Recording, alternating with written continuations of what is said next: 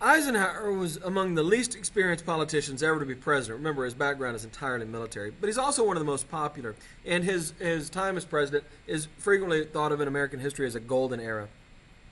Domestically, he did very little. But he, importantly, was a Republican, and he didn't undo the New Deal era reforms. His foreign policy was essentially a continuation of Harry Truman's containment. And so oftentimes it's easy to look at Ike and say, well, he ruled over a time of tremendous economic prosperity and he didn't really do anything. So is there really anything interesting here? Well, I'm going to argue there is.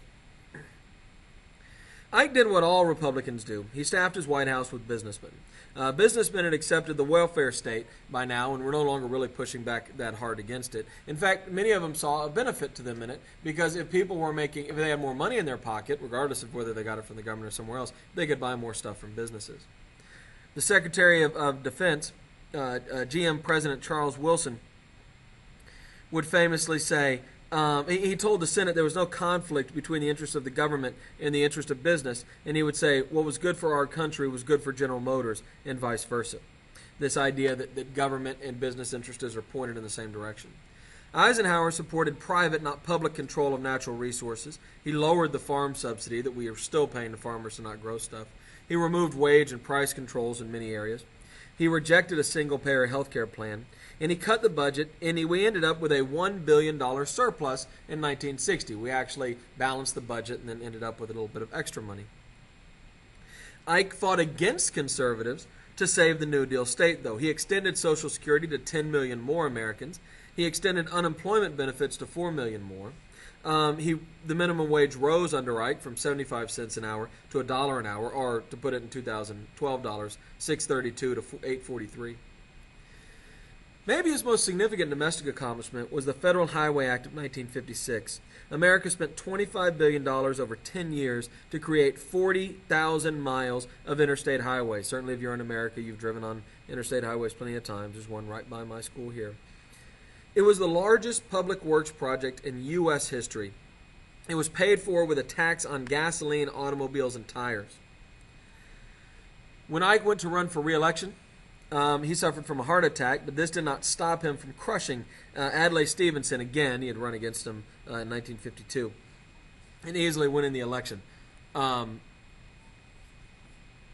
Democrats did keep Congress, however, and in 1958, when the economy turned into a slight recession, the Democrats will win big in Congress. But Eisenhower was elected twice by massive majorities.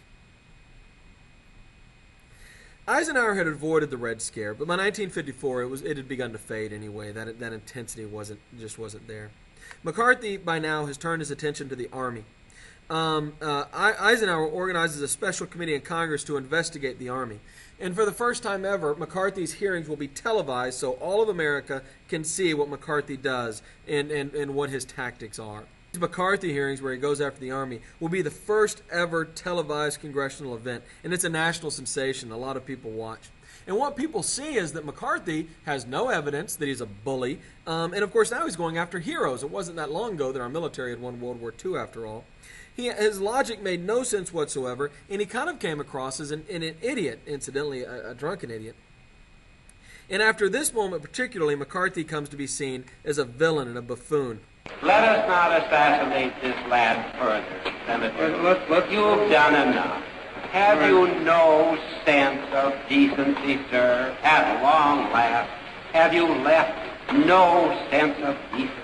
These hearings, in that moment in particular, that have you no sense of decency, will really knock McCarthy from being one of the most powerful men in the country to being something of a joke. December of 1954, later that year, the Senate censures McCarthy for his attacks on the military, and he's dead from alcoholism 3 years later. Now, the Red Scare doesn't disappear altogether. It's going to go on for decades longer, but it significantly wanes in its intensity.